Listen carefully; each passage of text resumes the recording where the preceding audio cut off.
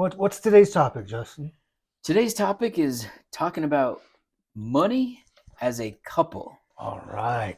Money as a couple. Ramit, my man Ramit, one of my all-time favorite personal finance gurus, came out with a book pretty recently called Money for Couples.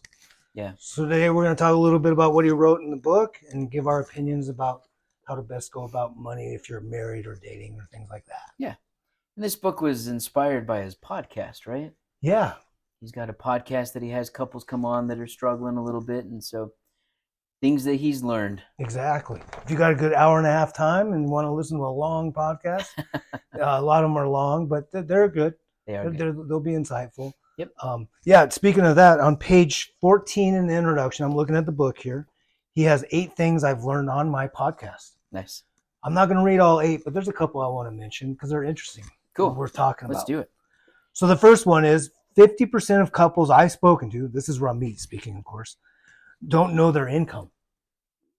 50% of couples don't know their income. And he says in quotations there, that's not a typo.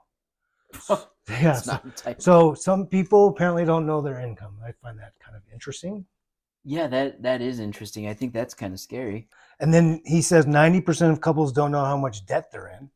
I do know that one. Which is 0. Yep. 0. So that's an easy one to know. And 100% of couples with credit card debt have difficulty saying no to their children. So these are things Ramit has learned on his podcast. Okay. And these things are hurting couples, obviously. Another one, this is number 3 on his list of 8.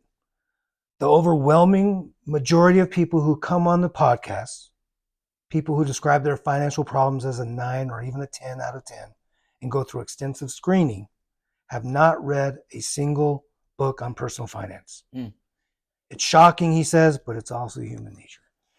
These guys are brave. If they haven't done any sort of personal improvement or personal learning, and they just jump on the podcast, that's pretty brave.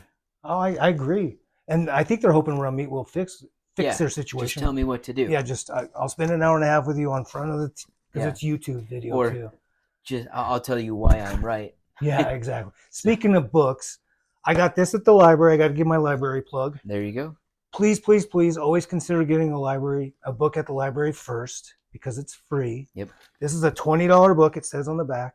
I checked it out, got it within a couple weeks, skimmed through it. I didn't read all of this book page to page, cover to cover. I skimmed through it, highlighted some things, and now I can go return it, and my $20 can go to a movie or something else that's fun. Nice. So I suggest always checking books out, including this one. There you go. And skim through it or read it from cover to cover if you're inspired enough to. Awesome. So the last one on this list of 8 that I just want to bring up, that's kind of interesting. When people get into financial trouble, it's almost always about 2 purchases: their housing and their trucks. Vehicles, he says, because he's a funny guy. If you know Ramit, he tries to joke around, which is good because money's not, it's serious, but we don't need to always be so serious. So the big 3 we've talked about, housing, transportation, and food. He hits 2 of those. Yeah. Housing and transportation. If you're bad with those, there's a good chance you're going to be in financial trouble. Yeah, and I think that's where you might start off pretty okay with a big house, but then it doesn't take long for things to turn sideways on you. And now to be put into a position where you have to downsize, that's a humbling place to be. No, that's a great point. And if you get into a big mortgage or you're renting a lot, you're already sucking away a lot of that money that you could use for other things. Yeah. It's like if over half your paycheck's going to rent or your mortgage. Yeah. That's not good. Right. Ideally, it's a lot less, obviously. Yep. So a few more quick things, and I'll highlight one thing that really stuck out to me. We'll talk about it a bit. And then I'd suggest if you're married or with in a serious relationship, you want to check this book out. It could give some good ideas. Nice. Topics for future conversations, he says on page 18. And I'm not going to read them all. There's about 6 or 7, but he says how much income and debt you both have, if you don't already know. So maybe when you're dating, you figure this out, make sure you're on the same page with your money. First date. Beliefs. Just get it all out there. Like, now, that's what's your favorite color, or what's a good movie you've seen recently? What's in your bank account? Yeah. What's on your Visa card? That'd be awesome. I'm sure that person would be like, yeah. Yeah, right. How long do you wait though? Ooh, that's a good question. I mean, if you're dating, you're still putting on the face and Yeah. the front and trying to put your best foot forward. Maybe third date? Yeah. I don't know. What do you think? I think No. third. The third was what stuck out at me, but that still could be early too. Yeah, I It think might be fourth, fifth. maybe depending on what you're doing on your dates, right? If you're just constantly spending money, or if you're kind of already playing it safe, like here's a little bit of my lifestyle, right? I don't know. That's a hard one. That's a 'Cause hard you one. could be in date 7 or 8 and thinking this is the person. And then all of a sudden they're like, oh, by the way, I'm $400,000 in debt and I'm making this amount of money and I don't Yep, plan on $20,000 a changing. year. You're like, oh, okay, well, we've got to maybe figure that out. That's true. Yeah. So communication, and that's one of his themes. Obviously, you should Yeah. communicate about your money topics with who you're married to or dating. Yep. Be upfront. Be on the same page, ideally, so you can move forward. I think me and Justin, we've talked about this in other videos. We're very lucky because we're on the same page with our wives. Yep. You know, there's not much differences in our money beliefs between our wives and ourselves. So that's very lucky. Yeah. So he says, setting up a will. If you don't already have one, you should. So these are topics for future discussions, not dating anymore. Right. So he gives a lot of lists of things to consider that you might not have thought of. In fact, me and my wife don't have a will yet. That's kind of scary. That's a little scary. That's something I keep putting off, but we do need to create a will. Yeah. So that's a I reminder got that right one there. checked. Got my will created. I got a trust created. Do you? Yeah. Oh, that's good. Now you don't have to worry about it. That was the plan. One less thing to worry about. Then you can just update it occasionally. Yep. You can slide some money to me. Like, I really like That's this right. guy. Your little kickback over here. 10% is now going to Ryan when I die. That's right. Yeah. So on page 56, this is one activity. He does activities. So you might find some of these activities worthwhile in your marriage or your dating situation. He calls it activity 4. He devotes 2 pages to it, very detailed about what to do. So I'm not going to go over it all in detail. That's what you get the book for. But basically, it's come up with a 10-year bucket list separately, and then come together with your bucket list, pick one that you both like and agree on, and come up with a very strategic plan to make it happen. Okay. And he's so detailed, he says, spend 10 minutes working on this alone. Just brainstorm things that you would like to do in the next 10 years. And this could be anything. Like, I want to travel. I want to go to a cooking class. It could be anything. Yeah, and some of it could be alone. Like, even though you're married and happily married or dating, you might want to do certain things alone. So everything you can think of, even if it's alone or with friends or family members. Cool.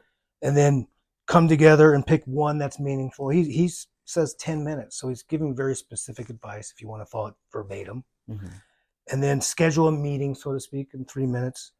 And then estimate the cost he talks about. So if it's a bigger thing that's pretty expensive, like buying a nice boat, because you guys like boating, then come up with a plan for your $40,000 boat or whatever amount that could be. So this one's really neat. It's a good idea because you might be surprised. You might have a whole different bucket list than what your spouse has. It might shed some light on what you want the future to look like. Oh, absolutely. I know my wife and I, though we are similar with our mindsets, I want to go skydiving and she does not want to go skydiving. So you'll have some differences. Yeah, we've done this like informally through discussions. I want to live back east for a while, even if it's just a month, just to kind of get a little bit immersed in the culture. And my wife's kind of like, oh, okay. She's not totally buying into it, but she might be willing to do it. But I'd like to live in different places for a month or 2 here or there. That's cool. Just experience it. So that you have to kind of figure out how to make that work. Yeah. I know I've brought this up on the videos here before, that my wife and I, we go out on walks pretty much daily, and we talk about this kind of stuff. You know, how are we doing? What's a goal? What if questions, right? Like, what if we lived back east for a month? What would that look like? And so it definitely helps us come together, have that understanding of where each other is at. So maybe there's something that you could try there too. No, I love it. There's not many surprises then. Yeah. Because you're continually just casually talking about it. Yeah. Not every walk, I imagine, but not every walk. Sometimes. Yeah, that's kind of what me and my wife do. Pretty much every Saturday or Sunday morning when we don't have things going on, we'll drink some coffee and read whatever we're reading. We'll see if either of us want to visit about money topics. And sometimes it's for 15 minutes, maybe it's half hour. Mhm. Maybe she brings up topics that she wants to talk about or think about, and I do. So it's kind of usually Saturday, Sunday mornings. It's casual. We look at each other. You got anything you want to talk about? And not just money, but Right, other right. things too. Yep. So that's kind of how we do it. It's not.